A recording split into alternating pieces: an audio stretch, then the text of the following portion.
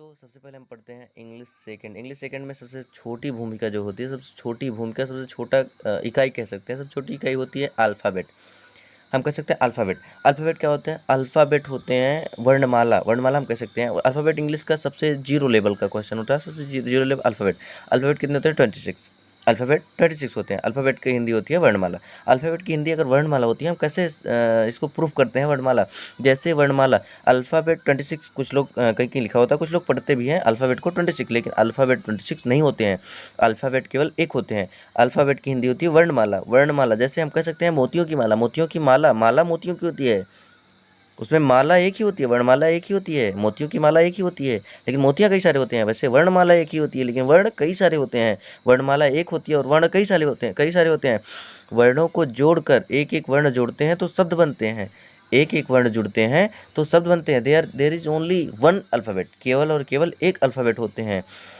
Alphabet की अगर बात की जाए तो अल्फ़ाबेट केवल एक होते हैं, लेकिन वावेल होते हैं इसमें से 5, और इसमें लेटर पूरे कितने होते हैं? लेटर होते हैं, there are 26 letter in the English. Letter नहीं, सॉरी फॉर दैट, इसमें होगा लेटर्स, यहाँ पर लेटर्स होगा। 26 लेटर होते हैं इंग्लिश ग्रामर में, इंग्लिश में 26 लेटर होते हैं, जहाँ पर लेटर और लेटर जोड़ते हैं वर्ड बनते हैं। लेटर और लेटर जोड़ते हैं, जिससे राम RAM जोड़ते हैं, आर जोड़ते हैं, ए जोड़ते हैं और यम, तब बनता है राम एक वर्ड है। और जब वर्ड जोड़ते हैं, Ram goes to market, Ram बाजार जाता है, जब कई सारे वर्ड मिलते हैं तो एक सेंटेंस का निर्माण होता है। और जब सेंटेंस कई सारे जुड़ जाते हैं तो पैराग्राफ का निर्माण हो जाता है। मतलब हम कह सकते हैं कि पैराग्राफ का निर्माण कब होता है? जब सेंटेंस और सेंटेंस जुड़ जाते हैं। जब सेंटेंस और सेंटेंस जुड़ जाते हैं तो किसका निर्माण होता है? पैराग्राफ का निर्माण होता है। इस प्रकार से स्टोरी बनती चली जाती है और पोएम बनते हैं, कई सारी चीज़ें होती हैं। अब हम पढ़ते हैं सेंटेंस क्या होता है। Sentence, Ram goes to market एक वाक्य है जिसमें राम एक वर्ड है, वर्डों के मेल से ही सेंटेंस बना, वर्डों के मेल से ही राम गोज टू मार्केट पूरा वर्ड के मेल से होता था। सेंटेंस बनता है वर्ड के ग्रुप से, group of word is called sentence. लेकिन मैंने एक बात और बताया था, वर्ड के कैसे समूह से? सार्थक, जो सार्थक हो मतलब अर्थ दें, कंप्लीट सेंस दें, उन्हें क्या कहते हैं? उनको सेंटेंस कहते हैं। इसकी डेफिनेशन देखते हैं। इसकी डेफिनेशन क्या है? A group of word that make complete sense is called sentence. A group of word, एक ऐसे शब्दों का समूह, दैट जो मेक्स कंप्लीट सेंस, पूर्ण अर्थ देता हो, बनाता हो, इज कॉल्ड सेंटेंस, उसे सेंटेंस कहते हैं। मतलब सेंटेंस कैसे कहते हैं? ए ग्रुप ऑफ वर्ड, एक वर्ड का समूह, एक शब्दों का समूह, दैट मेक कंप्लीट सेंस, जो पूर्ण अर्थ दे, उसे कहते हैं सेंटेंस कहते हैं। सेंटेंस किसे कहते हैं? Group of word that make complete sense is called sentence. So अब देखते हैं सेंटेंस के कितने प्रकार होते हैं। देयर आर 5 प्रकार के होते हैं। Number 1 assertive sentence, interrogative sentence, imperative sentence, exclamative, optative and imperative sentence. मतलब सेंटेंस के होते हैं 5 प्रकार। अब पांचों प्रकार में सबसे पहले पढ़ते हैं असर्टिव सेंटेंस। असर्टिव सेंटेंस में एक शब्द आया असर्ट, ASSERTIVE,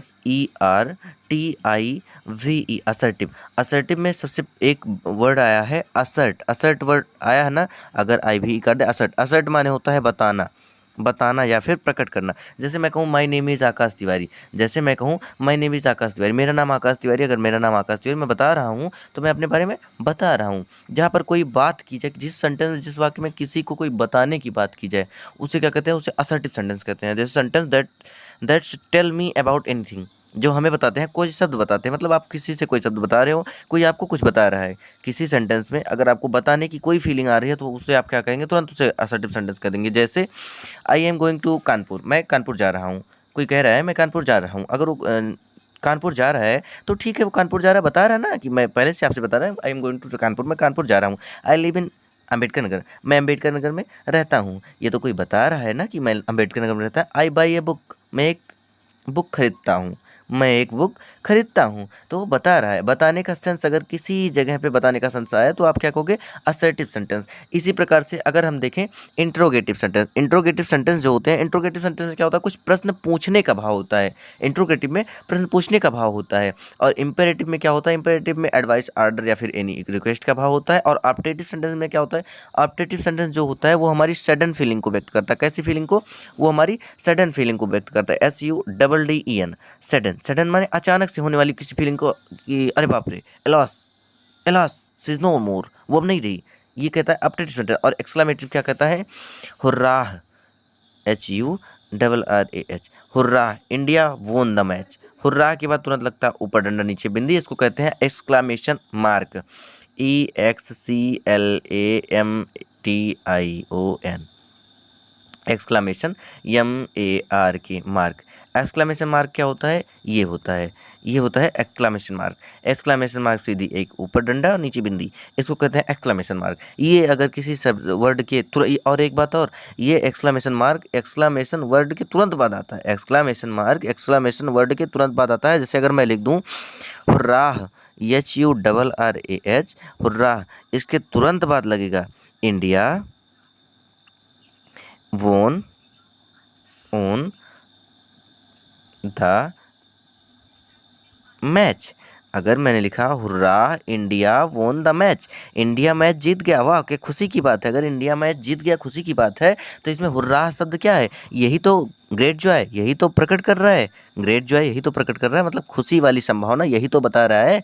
इंडिया मैच जीत गया, ठीक है, ये तो अगर मैं कह दूं इंडिया मैच जीत गया तो मैं बता भी रहा हूँ। ये अगर यहाँ से यहाँ तक का पोर्शन देगा तो चला जाएगा असर्टिव में, ये चला जाएगा असर्टिव में, तुरंत चला जाएगा असर्टिव में, क्योंकि बता रहे हैं। लेकिन अगर हुर्रा शब्द आगे लग गया तो ये तुरंत किस में जाएगा? एक्सक्लामेटरी सेंटेंस में। ठीक है, चलो किसी आगे सेंटेंस में, किसी आगे पोर्शन में, किसी आगे वीडियो में हम देखते हैं सेंटेंस के प्रकार और हर प्रकारों के बारे में।